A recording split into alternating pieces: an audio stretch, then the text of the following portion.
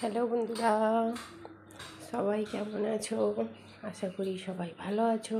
তো চলো, আজ আবার আমি একটা তোমাদেরকে ছোটো ব্লগ নিয়ে চলে এসেছি তোমাদের দেখাবো বলে। এই দেখো, এই মাছের ঝোল করবো, ঠিক আছে?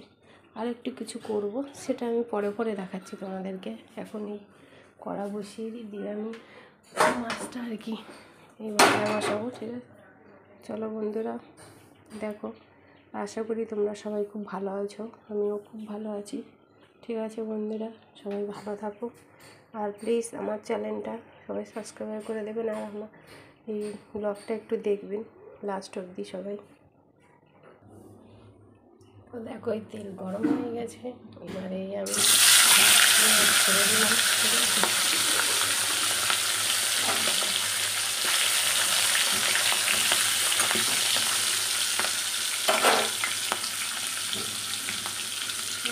রুই মাছ, রুই মাছ তো আমরা মানে এটা খাই না, মারাবিটা অত খাই না, ঠিক আছে? এটা দেখে আমি তো একটা নিয়ে এসে দিলে ছোটো মতো, তাই কিছুটা আগের দিন রান্না করেছিলাম, আমি আবার কিছুটা আছে।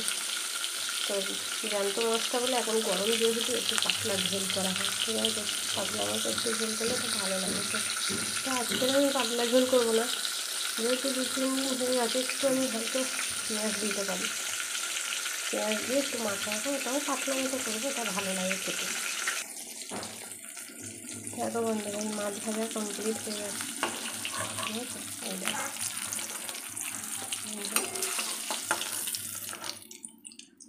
আর হচ্ছে এবারে আলুগুলো দিয়ে দেবো। আলু, টমেটো, পেঁয়াজ আর আদা বেটে রেখেছি, এই দিয়ে করবো আর কি। দেখো, আলু ভাজা হয়ে গেছে, তুলে নিয়েছি। এবার কালো জিরে ফোড়ন দিয়ে এবারে পেঁয়াজটা দিয়ে দিলাম। এই পেঁয়াজটা একটু লাল লাল হয়ে গেলে আদা আর টমেটোটা দিয়ে দেবো, দিলে ব্যাস। দেখো তোমরা কেমন করছি, আমি এরকম করি, খুব ভালো লাগে। কাবলা মাছটা এরকমই করি। দেখো বন্ধুরা, লাল লাল ভাজা হয়ে গেছে, টমেটো আর আদাটা দিয়ে দিলাম। এটা একটু লাল লাল হয়ে গেলে মশলা দিয়ে দেবো।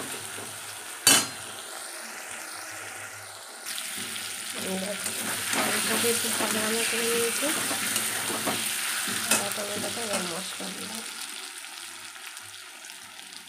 এই যে 2 চামচ হলুদ দিলাম, আর এই 1 চামচ লঙ্কা দিলাম। তোমরা যে যেমন খাবার দেবে, আমার তো ছেলে লঙ্কা খায় না, তাই ঝাল খায় না। আর ধনে জিরে গুঁড়ো আমি মিক্সড করে রাখি, 2 চামচ দিয়ে দিলাম। দিয়ে এটা একটু জল দিয়ে কষিয়ে নেব। দেখো, এই যে কষানো হয়ে গেছে, এভাবে জল দিয়ে দেবো। কষানোটা কত সুন্দর দেখতে লাগছে, জল দিয়ে দেবো। তারপরে ফুটলে মাছ দিয়ে দেবো, মাছটা দিয়ে ব্যাস হয়ে যাবে।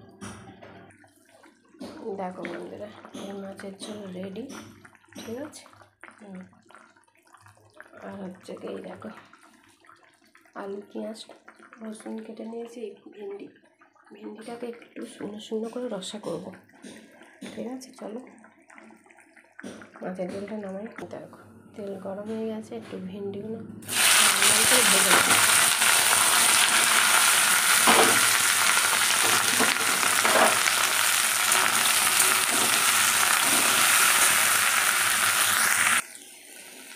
দেখো, দেখুন ভেন্ডিগুলো ভাজা হয়ে গেছে, ঠিক আছে?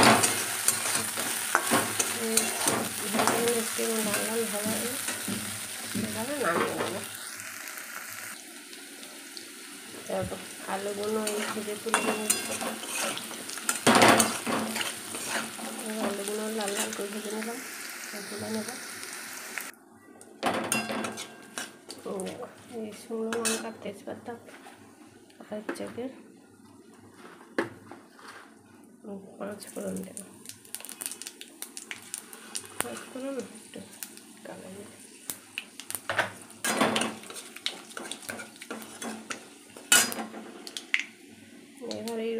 ফোড়ন দিয়ে দেবো। ফোড়ন দিয়ে তারপর পেঁয়াজটা দেবো, লাল লাল হয়ে গেলে তারপর মশলা দেবো। এই পেঁয়াজটা দিয়ে দিয়েছি, যখন লাল লাল হয়ে গেলে ভাত বসিয়েছি আর হচ্ছে আলু ভেজে নেব।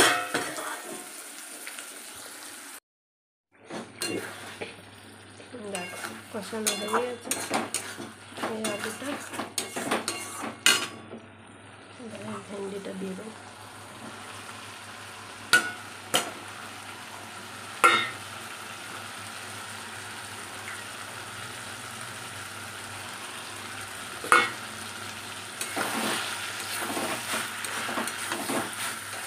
একদম জল দিয়ে চাপাতে হবে।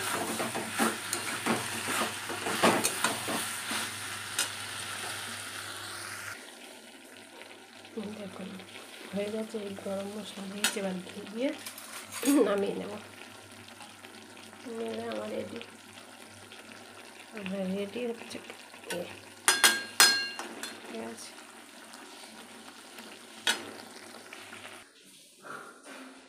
দেখো বন্ধুরা, এই আমার রান্নাবান্না কমপ্লিট। ঠিক আছে, এটা করি মাছের ঝোল আলু দিয়ে, আর এই হচ্ছে ভেন্ডি রসা।